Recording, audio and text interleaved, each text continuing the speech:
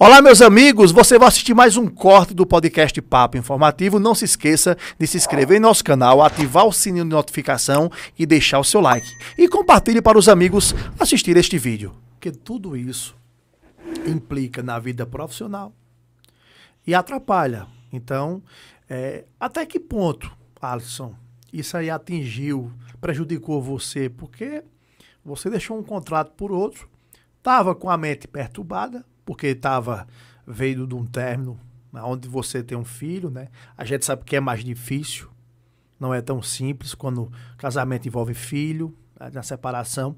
Então, até que ponto afetou você, além dessa parte que você acabou de falar, desse contrato que você até hoje espera, né? Então, um adendo aí disso. O fato de eu ter, quando eu me separei da minha ex-mulher, era uma coisa que eu estava determinado, né? Eu vou, porque não batia. Não estava dando certo. Não dava. Não Então, tava dando é uma certo. coisa que eu falo até com meu filho, e a gente já conversou, hoje a gente tem uma grande maturidade, que se fosse hoje, a gente, com a cabeça que a gente tem, a gente jamais teria prosseguido aquilo ali. Porque eram duas pessoas que estavam fugindo de ambientes que eram difíceis de assim, suportar, e ao estar junto, conseguiam, pelo menos, aliviar todo aquele momento que passava. Mas que não era aquele casal que deveria continuar. Se fosse hoje em dia, os dois, da forma com a cabeça que tem, não seguiria. Mas o problema não foi aí. Aí eu já segui, e eu ficava na minha cabeça, você, uma pessoa foda, tal, e vou ajudar meu filho, vou estar continuando, auxiliando ela. Mas aí eu arranjei outra relação, foi uma relação que, digamos assim, fudeu muito com minha mente na época, né? Foi um negócio louco. E aí, até que ponto, quando tu me pergunta, porque eu já estava com esse problema, né? Eu me considerava uma pessoa, e sempre me considerei uma pessoa de essência boa. Porém, tive escolhas ruins, né? E eu não soube lidar com esse problema na época, né? Eu fui ficando revoltado, né? Com muita raiva pelo que acontecia comigo. Ficava perguntando a Deus, por que aconteceu isso? Todo mundo já fez essa tá pergunta. Acontecendo isso? Caramba, eu sou tão assim, eu sigo tão... E aí, eu cheguei, você diz, até que ponto me prejudicou, né? Até o ponto de pensar até em tirar minha vida, velho. Tu já pensou em tirar a tua vida? Eu pensei, projetei e quase executei isso em 2013.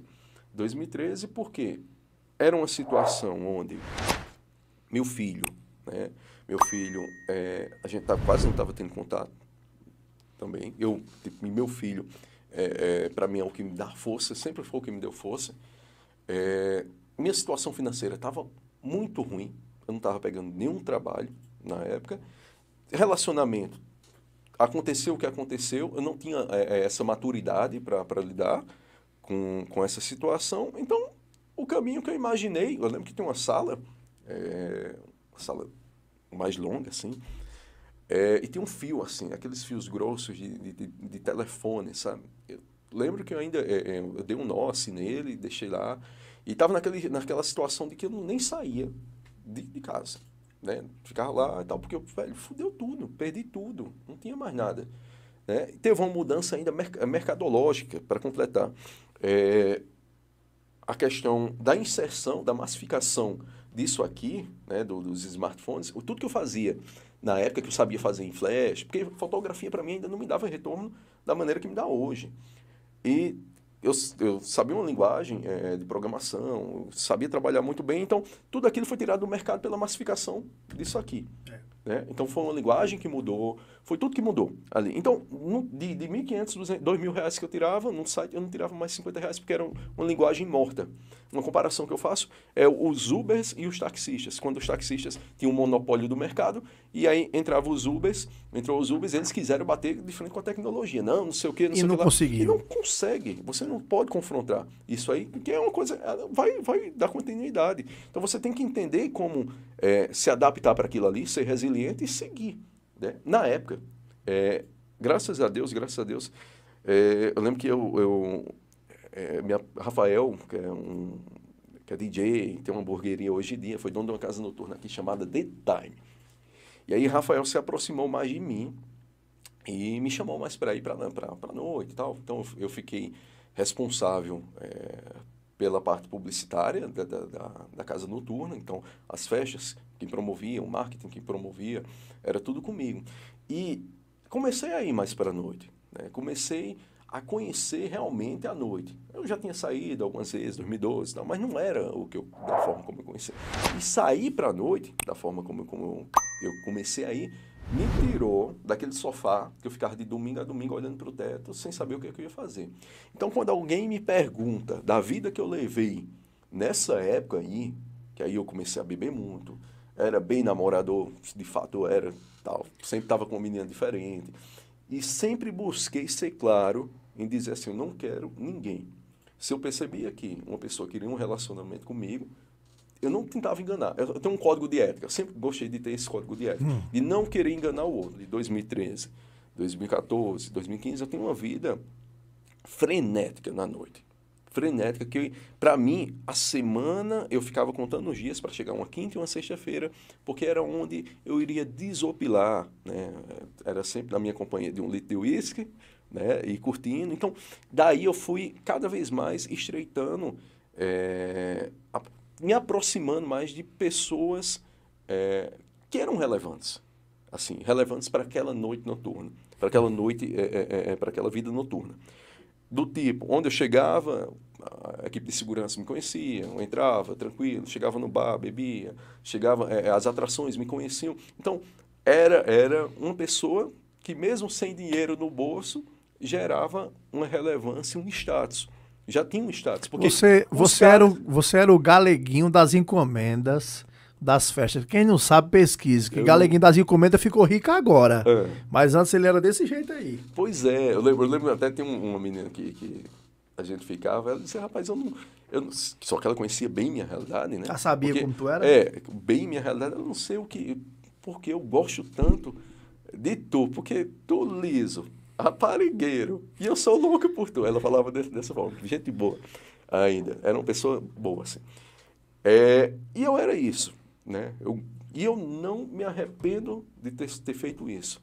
Porque isso também fez com que eu enxergasse aquilo que vale... E o que não vale a pena. E do que não vale a pena. E para mim, naquele momento, valeu a pena. Para mim, estar naquele mundo me tirou, como voltam ali, da questão do sofá. Ninguém sabia. E todo mundo só olhava para mim, porque isso aqui, né, esconde muita coisa do que o pessoal não vê, né? E aquela fotinha aquela perfeita, foto com atração aquela nacional, viagem. E aí, sempre ali em cima do palco, tal, pá. Muita gente se aproximava de mim já por conta disso, porque eu abria as portas. Quando eu estava à frente de uma festa, então, acabava abrindo as portas. Então, a pessoa interesseira chegava, via que você já estava ali à frente da publicidade lá do local, da casa noturna. Demais. Mas aí eu digo que era tipo, acabava no final sendo uma troca, uma permuta, digamos assim, porque virava uma troca de interesse. Sim. Porque aquela menina, eu sabia que não estava interessada em mim, mas sim no benefício. Tinha a proporcionar. Isso, no que eu tinha a proporcionar. Né? E aí fingia que não, e tal. Assim como homens também. Tem muitos homens relevantes que queriam estar perto de mim, porque podia botar a mesa ali perto do palco, ele não ia pegar a fila no bar, então ficava mais bonito para a menininha ali, não, sabe? Chegou, apertou a mão, falou segurança e tal, papá, daquele... Para quem já foi para a noite, já sabe. Isso. Né? É todo um contexto para o cara fingir que ele é foda, né? Muitas vezes... Vive uma vida de ilusão. Então, um cara desse, ele quer ter uma proximidade com um cara desenrolado. O que acontecia era isso. E eu sabia de tudo isso. Eu sempre tive os pés no chão, que era uma ilusão. Mas era uma ilusão para amortizar toda aquela dor que eu passava. Era uma fuga, um gatilho era um remédio, que você tinha para... Era o único remédio que eu tinha para aquela situação. Para a cabeça que eu tinha naquele momento. Então, chegou ao ponto, né, que eu fazia coisas assim que a maioria dos caras tinha vontade, assim, me idolatrava, digamos assim. Mas... Ao mesmo tempo que eles idolatravam aquilo que eu estava fazendo, sei lá, tá com uma, duas meninas, assim, eu falo abertamente isso, 2 meninas ao mesmo tempo, enfim. Então, chegou a um ponto de eu acordar, sei lá, numa cama, olhar assim, velho, não é isso para mim que eu quero. Porque, você tinha um vazio. Sim, porque quando eu queria trocar uma ideia com uma pessoa dessa, falar alguma coisa, qualquer coisa que a pessoa tem um relacionamento de verdade, não conseguia, porque essa pessoa só queria aquele estereótipo de canalha. entendeu? Porque se eu começasse a conversar qualquer coisa com um pouco mais... Porque eu não me colocava como uma pessoa burra. Eu não era. Eu me considero, sim, uma pessoa inteligente, mas que fez escolhas que conduziram a um caminho errado. Mas como eu acredito que tudo tem um propósito, foi necessário, sim, eu passar por isso para entender o que realmente valia e não valia.